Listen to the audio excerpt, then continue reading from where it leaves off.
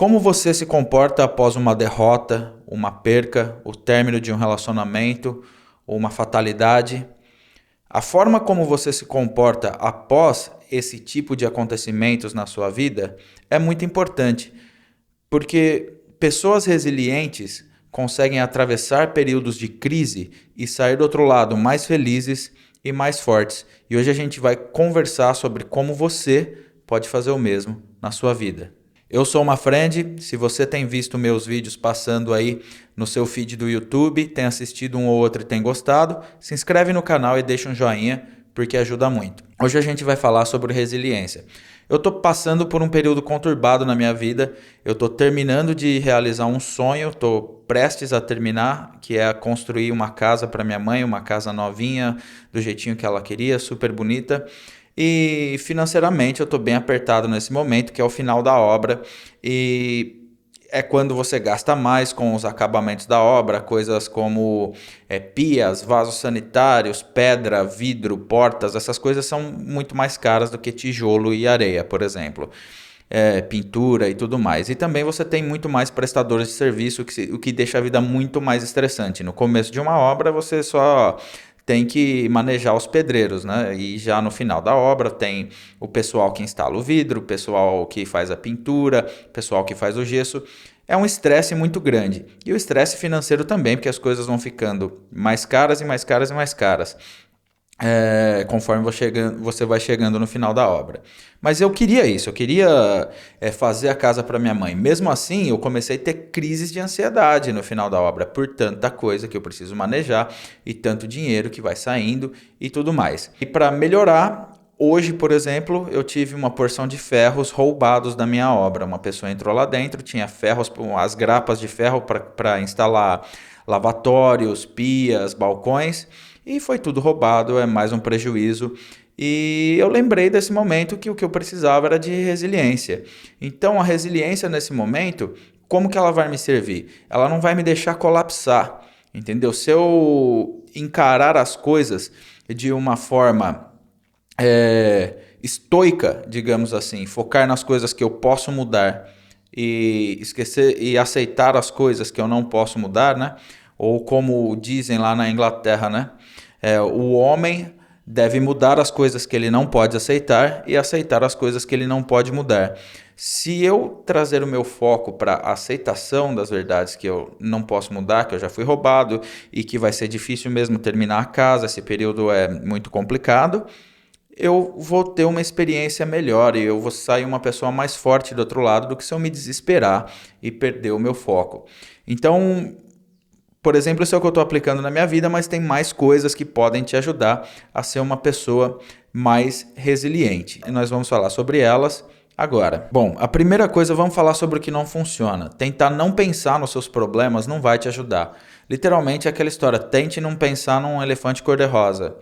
Se eu te pedir para não pensar num elefante cor-de-rosa, vai ser muito difícil você não pensar num elefante cor-de-rosa. Então, se você está passando por uma perca, se você perdeu uma pessoa querida na sua vida, se você teve um relacionamento que acabou, se você teve uma derrota, se você foi demitido do trabalho, cara, tentar esquecer disso não vai adiantar, tentar se distrair. Às vezes é muito melhor abraçar o momento e deixar com que a tristeza venha à tona e tudo mais, e sofrer por aqueles primeiros dias, e abraçar tudo isso e literalmente dar boas-vindas às coisas que a vida nos traz, mesmo quando a gente não gosta. Porque a gente ouve falar muito de carpe diem, de tudo esse tipo de coisa, mas a realidade é que quando a vida se torna difícil, a gente quer se distrair, a gente não quer encarar. Então encare, abrace, entendeu? Aproveite essa jornada aqui nessa terra, mesmo quando a jornada não estiver muito boa. Outra coisa, você tem que entender que isso não está acontecendo só com você. Quando a gente passa por um término de relacionamento, uma doença, ou mesmo coisas mais sérias, como pessoas que perdem um filho, por exemplo, que deve ser uma dor imaginável. Eu não tenho nenhum filho, nada, mas eu imagino que uma pessoa que perdeu um filho deve ser uma dor das mais tristes e mais doloridas que existem. Mas você tem que entender que o sofrimento não acontece só com você. Porque é muito fácil naquele momento você se pegar e começar, Por que eu? Por que isso está acontecendo comigo? Como se ninguém mais na Terra passasse por sofrimento. Porque a gente vive numa era de Instagram que todo mundo posta o que é bonito, o que é bacana, e não posta nada para te falar quando está sofrendo ou qualquer coisa do tipo. Então, entenda que o seu sofrimento já é grande o suficiente sem você sofrer por comparação. Porque é um sofrimento adicionado ao sofrimento por comparação. Você começa a se comparar com outras pessoas e achar que aquilo está acontecendo só com você. Mas não é verdade, cara. A verdade é que todo mundo passa por dificuldades e adversidades na vida, cada um em um momento diferente e cada um com coisas diferentes. Mas no fundo você não é especial, isso não está acontecendo só com você. Todo mundo já teve um relacionamento que acabou, todo mundo já passou por doença, todo mundo já perdeu um ente querido. Isso não está acontecendo só com você. Então quando você estiver no meio do turbilhão, você já tem emoções o bastante para processar sem ter que se preocupar em se comparar com os outros, achando que isso está acontecendo só com você e que a tua vida está mais fodida do que a vida do outro. Não tá, tá todo mundo fodido aqui, então elimine esse tipo de comparação. Outra coisa muito importante, um homem sensato muda as coisas que ele não pode aceitar e ele aceita as coisas que ele não pode mudar. Cara, a aceitação é o caminho para a libertação. Se você está sofrendo na sua vida, se você aceita as coisas que você não pode mudar e começa a trabalhar nas coisas que você pode mudar, esse é o caminho para a sua libertação, que vai amenizar o seu sofrimento. Como o Buda já dizia, a raiz de todo sofrimento é o desejo. Então você só vai conseguir parar de sofrer em vida se você parar de desejar tudo. Mas aí você vai ser um iluminado. Não é uma coisa muito fácil de se fazer. Eu acredito que a maioria das pessoas nem quer seguir o caminho da iluminação. Então todo mundo vai continuar com um pouco de desejo na vida. Mas quanto mais você puder aceitar as coisas que você não tem controle, mais você vai amenizar o sofrimento na vida. Mais você vai conseguir aproveitar os bons momentos da sua vida. E falando em bons momentos, é isso que a gente vai falar, o nosso último item aqui da nossa lista de como ser uma pessoa mais resiliente. Então, mesmo que você esteja atravessando um período conturbado de tristeza, você ainda pode encontrar coisas na sua vida que você pode mudar e coisas na sua vida que você já gosta, que são boas para você. Por exemplo, eu estou atravessando esse período de muito estresse, muita ansiedade.